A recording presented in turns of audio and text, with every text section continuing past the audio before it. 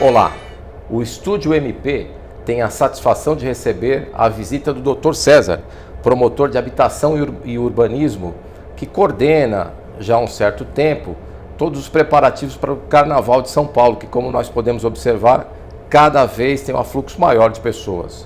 Doutor, muito obrigado pela sua visita. Nós podemos notar que a novidade deste ano introduzida para o Carnaval de 2018, a utilização da 23 de maio, aparentemente funcionou. Eu sei que o senhor em abril fará uma avaliação mais detida, né? Mas quais são as suas primeiras impressões? E mais, doutor, o que pode melhorar para o ano que vem? A nossa proposta foi justamente concentrar em locais que fossem mais adequados aos eventos maiores. Foram identificados 6 eventos muito grandes e aí boa parte deles sendo feitos justamente na 23 de maio.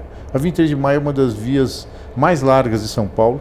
Você tem uma ocupação baixíssima, o que significa que os impactos eles são diminuídos naquela região.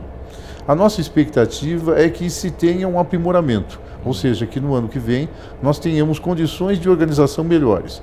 Nós vimos que neste ano a prefeitura ela já passou por uma melhora bastante significativa comparada ao ano anterior.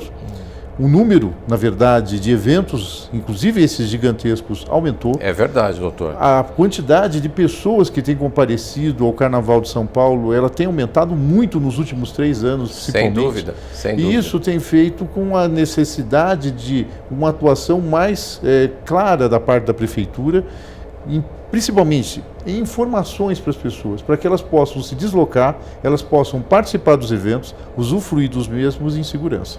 Perfeito. Quando o senhor fala de aperfeiçoamento, estamos nos referindo ao quê? Mais segurança, a questão dos banheiros químicos ou de maneira geral, doutor? O que nós pensamos é o seguinte, há uma necessidade de ficar um pouco mais claro a definição de responsabilidades para os promotores dos grandes eventos.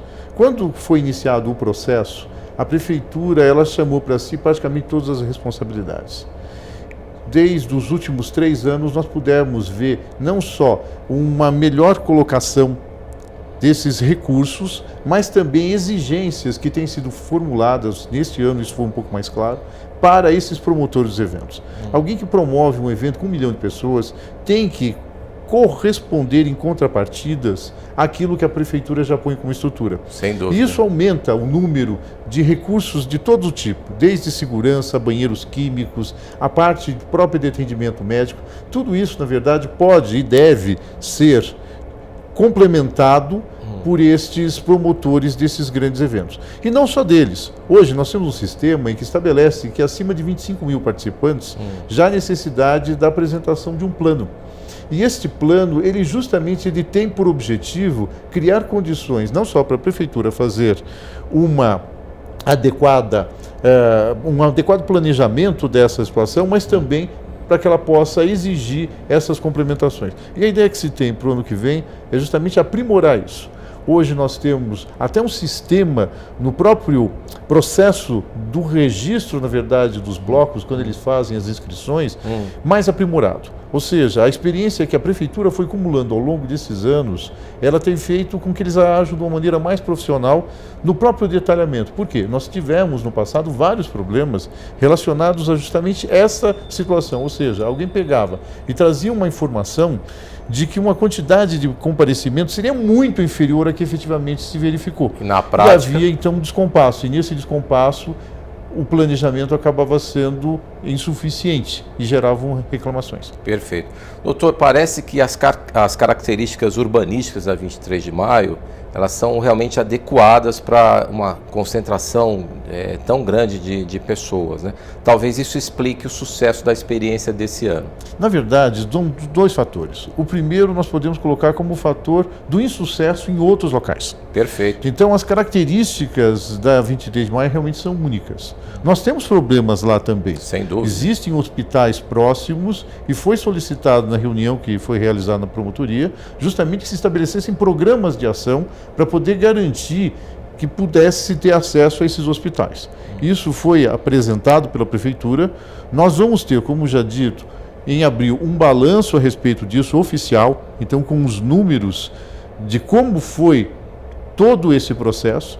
Nós soubemos que de início A prefeitura teve problemas mesmo na 23 de maio, por conta de uma população muito grande. Ao longo dos dias, ela foi corrigindo isso e condicionando a atuação dos próprios blocos a uma condição mais efetiva, ou seja, tirando aqueles fatores que eram negativos, corrigindo algumas coisas até em matéria de posicionamento físico, certo, de maneira que pudesse ter uma fluidez maior e uma segurança maior. Eles também fizeram, acho que isso foi muito importante, isso é a marca, na verdade, do carnaval deste ano, eles fizeram alguns locais com palcos para a atração da população. certo. E no caso da 23 de maio, ao final dos desfiles, a concentração era no Vale do Anhangabaú. Então isso, por si só, já facilita, porque um dos problemas com os desfiles é justamente o momento em que ele se encerra. A dispersão. A dispersão. A dispersão é um fator estratégico de planejamento. Muito se considerava no aspecto do início do desfile, mas a dispersão é o mais importante, porque a permanência ou não das pessoas vai depender do local em que você pega e faz a dispersão. E mais, a dispersão ela tem que ser dotada também de todos os equipamentos necessários de apoio. No caso da 23 de maio, qual foi a opção que eles fizeram? A faixa do deslocamento bairro-centro foi de desfile. E toda a outra faixa foi utilizada para apoio. Perfeito. Então, apoio de ambulância, apoio médico, todo o apoio de infraestrutura, ele ficou situado lá. E no canteiro central, que é extremamente largo nesse setor da 23 de maio, é que foram instalados os banheiros químicos. Perfeito. Doutor, essas reuniões que o senhor promove, não de hoje, há alguns anos o senhor tem essa preocupação com o Carnaval de São Paulo, elas se dão no âmbito de um inquérito civil, né, que o senhor instaurou na promotoria. Talvez a grande contribuição do Ministério Público, né, para essa questão do Carnaval em São Paulo seja colocar numa mesa simbólica, vamos dizer assim, os diversos atores, né, que interferem nessa questão, não só a Prefeitura, tem a Polícia Militar, uma série de atores, como eu disse, que tem interface com o Carnaval e toda sob a coordenação nessas reuniões do Ministério Público. Essa era a sua intenção quando o senhor passou a se preocupar com essa questão? E mais, por que o senhor passou a se preocupar com isso? Parece que o senhor foi demandado pelo pessoal da Vila Madalena, procede? Na verdade, tudo começou por conta da Vila Madalena. A Vila Madalena ela passou por um processo muito tumultuado a partir da Copa do Mundo e que se reproduziu quando chegou um carnaval que foi do ano de 2015. Certo. No final de 2015, por conta de toda essa situação em que as pessoas praticamente ficaram presas dentro de suas próprias residências por um mês, então foram feitas várias reuniões. As primeiras reuniões, elas tentaram trazer para um processo de discussão blocos, moradores e poder público. Certo. Qual poder público? Isso foi se ampliando. Foi desde a CET e a Polícia Militar, passando pela Prefeitura Regional e outros órgãos, porque nós verificamos que para que se pudesse garantir a mobilidade, havia necessidade de verificar até trajetos e transferências de locais de pontos de ônibus. Então tudo isso foi pensado e uma ideia que foi apresentada pela Prefeitura foi muito positiva, que foi a instituição de uma zona de atenção especial. Certo. Essa ZAI, ela foi instituída e se determinou que ela fosse incidente sobre a área de maior concentração de pessoas na Vila Madalena. E a partir disso foram criadas condições, inclusive com isolamento, com utilização de alambrados e tudo mais, controlando o acesso dessas pessoas de maneira em que se pudesse controlar o comportamento delas e não colocá-las em condição de risco. Este ano nós tivemos a consolidação disso. Depois de praticamente 3 anos trabalhando dentro desse modelo, nós chegamos a uma condição de executividade muito melhor. Ou seja, as pessoas que estão na Vila Madalena, elas conseguiram realmente ficar tranquilas pelo efeito produzido por isso. Mas, a cada momento que se trabalhava na Vila Madalena, uma consequência ocorria do lado de fora da Vila Madalena. Certo. Isso obrigou a que a promotoria também se preocupasse com a própria estrutura jurídica do Carnaval. Nós pedimos que a Prefeitura modificasse o sistema de decreto e transferisse a administração para a Secretaria de Prefeituras Regionais. Perfeito. Eles criaram uma comissão intersecretarial com todos os atores possíveis e isso tornou muito mais eficaz o planejamento que foi feito. E por conta disso, eles também criaram medidas, como vários palcos que foram feitos. A ideia é a atração. Tendo o que fazer, tendo um evento você vai ter essa atração e as pessoas vão poder ficar sob uma situação em que a prefeitura, ela dimensiona em função do que ela quer fazer.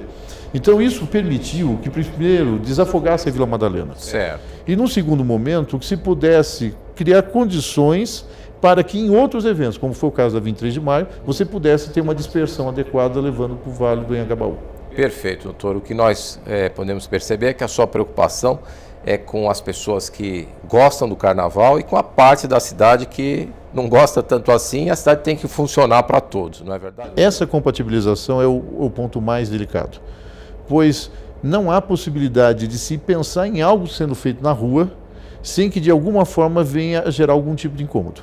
Ele gera incômodo pelo barulho ou ele gera incômodo pela segregação. O deslocamento tem que ser garantido e tem que haver controle dentro disso. Então, a escolha de locais mais abertos, como é o caso da 23 de maio, ela permite um impacto menor. Uma das modificações que foi feita, inclusive, no decreto, foi a proibição de desfiles em áreas residenciais. Essa condição ela foi fundamental para que se pudesse ter essa compatibilidade. E esse é um dos fatores que é mais relevante hoje no tratamento dos blocos, porque os blocos estão em flagrante ampliação. Desde que a promotoria começou a acompanhar isso, nós tivemos um aumento significativo. Num primeiro momento, eles estavam praticamente presos dentro da Vila Madalena. Então, isso também talvez limitasse a quantidade de blocos. Quando houve a dispersão, essa dispersão atingindo praticamente todas as regiões de São Paulo, então houve, na verdade, uma correspondente aumento. Então, nós temos blocos muito antigos, mas existe uma quantidade significativamente grande de blocos que acabaram de ser instituídos, que têm 1 ou 2 anos só de existência. Então, isso é reflexo desse processo em que as pessoas estão ganhando as ruas. Isso não se via antes. A ideia de carnaval em São Paulo estava mais presa aos desfiles das escolas de samba. Hoje não. Nós temos um comparecimento de pessoas maior acompanhando esses blocos e estes palcos que foram montados pela prefeitura do que propriamente no carnaval, vamos dizer, oficial, que era dos desfiles de escola de samba. Perfeito. Doutor, agradecemos muito a sua presença no Estúdio MP. Esse assunto é uma pauta permanente, nós voltaremos a tratar da questão do carnaval. Por enquanto, agradecemos a sua audiência. Até a próxima edição.